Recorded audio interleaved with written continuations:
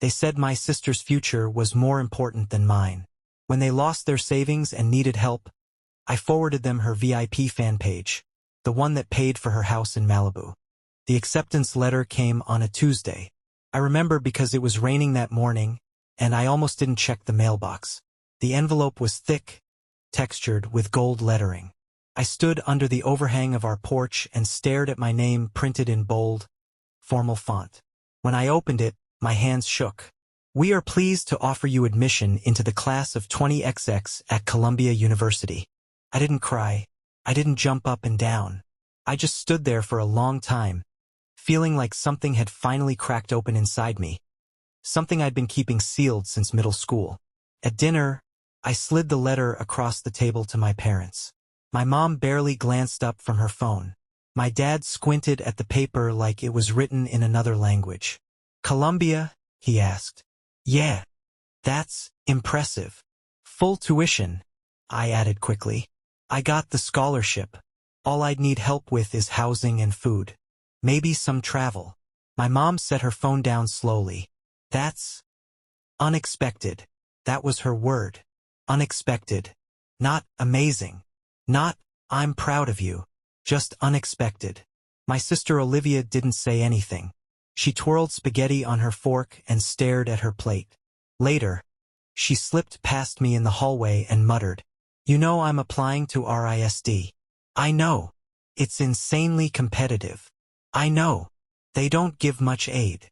I didn't respond, because I already knew what was coming. The next week, my parents sat me down. Living room. Sunday afternoon. The kind of talk that pretends to be a discussion but isn't. "We need to be realistic," my father started. "You're brilliant. No one's saying you're not. But your sister. She has something rare," my mother said, cutting in. "Art like that, it can't be taught. It needs nurturing. We can't afford both." "She's our last chance," Mom added. "You're more stable." That word. Stable. As if I were a spreadsheet and Olivia was a spark. I didn't fight. I didn't plead or raise my voice. I just nodded slowly, letting their decision fold over me like a damp blanket. "You'll still go somewhere," my mom offered. "There's that state school nearby. Solid reputation. And you'll be close to home. You'll understand one day," Dad added. "This is just how families work." That night, I stared at the Columbia letter in my room. I didn't tear it, didn't burn it, didn't even hide it. I just folded it once, carefully, and slid it into the back of my desk drawer. Then I opened my laptop and applied to the local university. Classes started in late August. While Olivia packed for Rhode Island, buying new brushes and linen dresses and a $400 carry-on, because artists travel light, I settled into my childhood bedroom. Commuted 20 minutes each day. Ate leftover lasagna between lectures. Took notes for 3 jobs I wasn't interested in. And every night, I heard her voice on speakerphone in the hallway. "My professor said my piece was visceral. Isn't that crazy? I think I want to do something abstract with trauma next. No, I'm not eating much, but like in a good way. The hungry kind of creative." My parents beamed. They called her our little prodigy. No one asked what I was learning. By second year, I was working part-time at a grocery store to cover gas and books. By third year, I stopped waiting for the texts that never came. "We're proud of you too. Thank you for what you gave up. We see you." Olivia came home less and less. But when she did, it was a show. New tattoos. Silk scarves. Words like immersive and conceptual thrown around the dinner table. She never asked how I was. And I stopped offering. After graduation, I landed an entry-level job in data analysis. Not glamorous, but solid. I got an apartment, tiny, quiet, mine. Meanwhile, Olivia took a gap year to breathe, then another to explore creative markets. Then suddenly she had a following. No one really knew what she was doing. But Mom said she was building a platform. One Christmas, she showed up in a convertible rental. Said it was a gift from a collector. Wore sunglasses indoors. Brought my parents matching robes from a spa in Santa Fe. She handed me a bag of gourmet coffee beans. "Because you're always so grounded," she said. grounded. Like gravity was the only thing I had going for me. After dinner, I helped clear the table. She didn't offer. She floated upstairs, scarf trailing behind her. And I realized something that night, holding chipped plates over the sink. I wasn't bitter. Not really. I was invisible. By the time Olivia turned 27, she had a beach house in California. At least that's what she said. Mom bragged that it had coastal views and an infinity tub. Dad printed out one of her digital art pieces and taped it to the fridge like a report card. I was 29, paying off student loans, quietly stacking savings, walking to work most days to avoid car repairs. When I called home, the conversation always circled back to her. She's just magnetic, isn't she? She's doing it her way. You could learn something. I didn't correct them. Didn't tell them about the night I'd stumbled across a profile. A username too familiar. Photos too polished. Content that wasn't quite art school. $39.99 a month. Thousands of followers. Beach House explained. But I didn't say a word. I just closed the tab. Sat in the dark. And finally understood. They didn't pick her because she was better. They picked her because they'd already decided what I was allowed to be. It started with a DM. A friend from college. Someone I hadn't spoken to in years. Sent a screenshot. No message, just an image. I almost ignored it. Then I looked closer. Username @LiviaLight. Platform. Subscription-based. Caption. Raw and real. Just me, the ocean, and everything they said I couldn't be. It took less than 10 seconds for me to realize who it was. Her hair was longer now. Blonde streaks, beach-waved, body leaner. The lighting was soft, expensive, curated. I clicked through the profile. Premium content, exclusive tiers, pay-per-view extras. I stared at the numbers. $39.99 per month. 12.3K subscribers. Even without doing the math, I knew it added up to more than my salary. Way more. I didn't say anything. Not to my parents. Not to my sister. Not even to myself, not really. I just closed the tab, cleared my history, and sat still for a very, very long time. The next family call happened a week later. Zoom. My mom wore pearls. My dad smiled like a politician. My sister called in from a rooftop somewhere with palm trees swaying behind her. "It's my artist retreat," she said, sipping something pink and glowing. "Malibu's expensive, but you can't put a price on vision. She's thriving." My mom beamed. "She's finally found her niche," Dad added. "The world just gets her now." "You still doing that spreadsheet thing?" Olivia asked. I nodded. "Same as always," I said. That night, they texted me separately. "Mom, Olivia's doing something really meaningful now." "Dad, wish we'd known sooner she'd be our wild card." "Mom again. Maybe you could help her set up a retirement plan? You know numbers." I didn't respond. Instead, I went back to the profile. This time, I didn't click away. I watched. I read the comments. Some of the content wasn't graphic. Just suggestive. Tastefully blurred. But the meaning was clear. Her success wasn't about oil paints and galleries. It was image, desire, clever marketing, performance. One photo stood out. She stood in front of the Malibu house. Sunset behind her. Glass of wine. Robe slipping off one shoulder. Caption. "Dreams pay for themselves when you stop caring what people think." Thousands of likes. Fire emojis. Goddess. Queen. Art in motion. And I realized something. She didn't care if we knew. Because we never really saw her to begin with. I remembered RISD. Remembered how they said she needed support. Tuition. Space to explore. I remembered the weekend I canceled my Columbia enrollment. The way my mom patted my hand and said, "This is what strong people do for family." I was 18, and I believed them. Now I was 30, and I finally understood. They never expected me to dream. They expected me to be useful. Olivia came home for Thanksgiving that year. She flew first class, arrived late, left early, brought them a framed photo of her on the beach, wore diamond earrings. My mom asked her if they were real. Of course, she laughed. One of my collectors sent them after I modeled his designs. You're practically famous, my dad said. Don't say that, she smiled. Just visible. She winked. I looked down at my plate. Mashed potatoes, oversalted. Dry turkey. Silence. Later that night, I found my mother in the kitchen. She looked tired. Lines around her eyes deeper than I remembered. You proud of her? I asked. She blinked. Of course.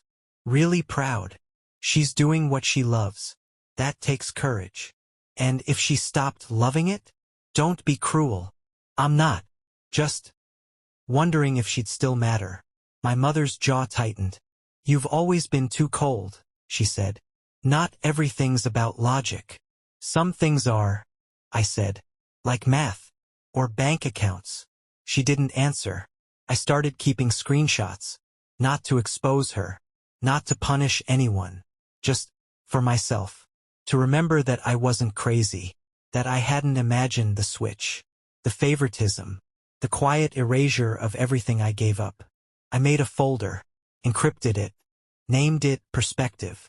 And I didn't open it again. Not for a long time. Then the markets crashed. Crypto dipped. My dad's pension disappeared overnight. My mom's boutique closed. They didn't tell me at first. I found out when I got a call from an unknown number. Voicemail. Hey, it's Mom. Just wondering if you have time to talk. Nothing urgent. Just family stuff. I didn't call back. Not right away. 2 days later, she tried again. We've hit a bit of a rough patch. Nothing we can't handle. But we might need a little help. I stared at the screen. For the first time in my life, I wasn't sure what they thought I owed them. And for the first time in my life, I didn't care. The first real message came from my dad. Short. Formal. Like he was applying for a loan, not talking to his son. Hey, we're in a bit of a bind. Could use a small hand? Don't want to get into details here. Let me know when we can talk. I read it 3 times. Then once more, just to be sure I hadn't misunderstood the tone. It wasn't humble. It wasn't grateful. It was expectant. Like I was a fallback plan finally being activated. I didn't respond right away. Instead, I went to my kitchen, made coffee, and sat at the window. Outside, the world moved exactly the same way it always did. People walking dogs. Trash cans lined at the curb. Someone jogging in mismatched socks. And I sat there thinking. What would I have done 5 years ago? I would have called back immediately. Asked how bad it was. Offered what I had. Maybe even apologized for not being more available. Because that's who I was raised to be. My phone buzzed again. This time my mom. Please don't ignore us. We're not asking for much. Just a little help to get through this. You've always been the steady one. There it was. That word again. Steady. Not strong. Not generous. Not capable. Just steady. Like a fence post. Or a floorboard. Something unnoticed until it's broken. Later that night I got a third message. From Olivia. Hey, just a heads up. Mom and Dad are going through it. Be kind. No explanation. No offer. Just a warning. As if she'd done her part by telling me they existed. I didn't write back. But I did open the folder on my desktop. The one labeled Perspective. It had grown since I'd started it. Screenshots. Quotes. Subscription counts. A few interviews she'd done under her artist name, claiming to be self-made, self-funded, self-discovered. She never once mentioned the brother who gave up his future for hers. I pulled up her page. Still there. Still thriving. Pin post. Success is about claiming your space in a world that wants you small. I claimed mine. The comment section was full of heart emojis and wish you were here energy. No one knew about Colombia. No one knew about the basement room I'd taken so she could have the studio apartment in Providence. No one ever would. My phone rang. I let it go to voicemail. Then I played it back. My mother's voice was tight, controlled, but I could hear the edges cracking. Your father's 401k is gone. His investments tanked. We made some bad decisions. And I know we weren't always fair. But we were trying. Families try. Please. She paused. We just need a little support until things level out. You've done so well. You've always been good with money. Please, just call. I sat in the dark for a long time. Not angry. Not even hurt anymore. Just done. In the morning, I typed one message. It took 23 seconds. Then I reread it. Once. Then sent it. Hey, I can't help you right now. But I know someone who can. Link. She's been doing just fine. Better than fine. You always said she was the future. Turns out you were right. I didn't wait for a reply. I muted the group thread, turned off my ringer, and went for a walk. The sky was clear that day. Cool air. Sharp sun. The kind that reminds you you're alive, not because anything hurts, but because nothing does. I passed the coffee shop Olivia once laughed at for being too bland. Bought a drink anyway. Sat at a bench. Watched the city move around me. Hours passed. Eventually, my phone lit up. Text from Mom. Just 4 words. How long have you known? I didn't answer. What was there to say? That I'd known for years? That I kept it to myself not out of fear, but out of clarity? That I'd been watching them build their fantasy on my silence? They never messaged again. Not that week. Not that month. Christmas came and went. No cards. No updates. No invites. And for the first time in my adult life, I didn't feel forgotten. I felt free. A week into January, I bought a plane ticket. Not to Malibu. To New York. Columbia had an open program for postgrads. Evening classes. Remote options. Real professors. I didn't tell anyone. Didn't need permission. Didn't need applause. I just enrolled. And smiled. The silence lasted longer than I expected. Weeks went by. No texts. No calls. Not even those forwarded articles my mom used to send with captions like, "Thought this sounded like you." I didn't reach out. Didn't check in. Didn't wonder. It was the first time I wasn't orbiting around them and the first time I realized how heavy that orbit had always been. My apartment felt different too. Same walls, same view, same everything, but somehow everything had more space. Like all the air that used to go to holding back my tongue was finally mine to breathe. I finished the Columbia course. Didn't walk the stage. Didn't take pictures. But I printed the certificate myself, framed it, and hung it next to my desk. One morning, a delivery guy dropped off a package. "You the professor?"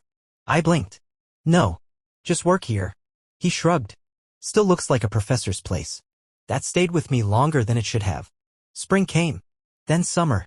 No updates from them. Olivia posted photos from Italy. Then Morocco.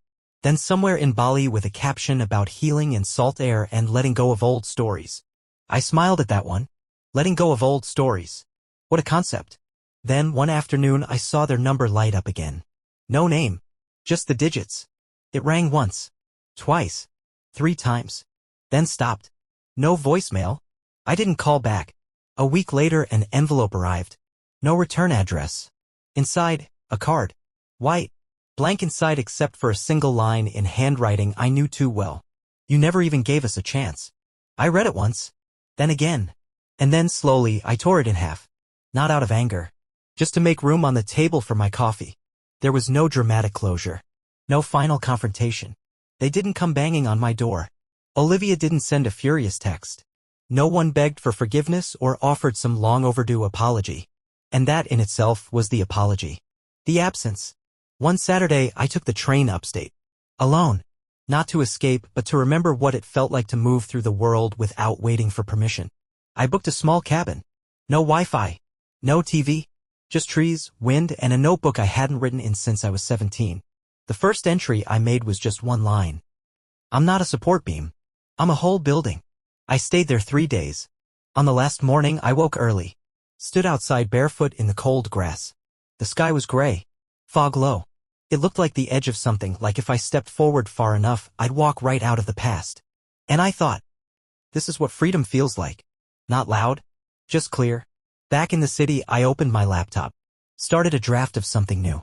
Not for work. Not for anyone. Just a story. My story. With no edits. It began with, "He gave up the future they promised and built the one they never saw coming." Months passed. I got a promotion. Bought a new jacket. Changed my coffee order. The world didn't tilt. The sky didn't fall. But something in me stopped waiting for them to say, "We see you." Because now I saw myself. And that was more than enough. Last week, someone mentioned Olivia in a meeting. They'd seen her name in an article. A think piece about digital feminism and the art of the self. "Isn't it your sister?" they asked. I smiled. "Was." They tilted their head.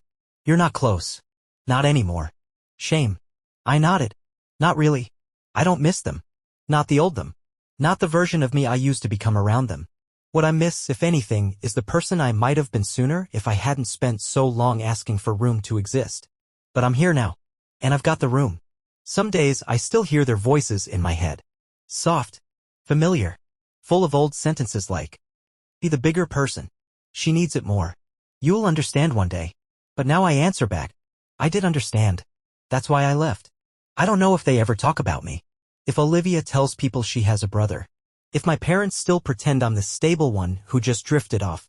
But I know this. I'm not their background character anymore. I'm the author now. And I've stopped writing them into chapters where they don't belong.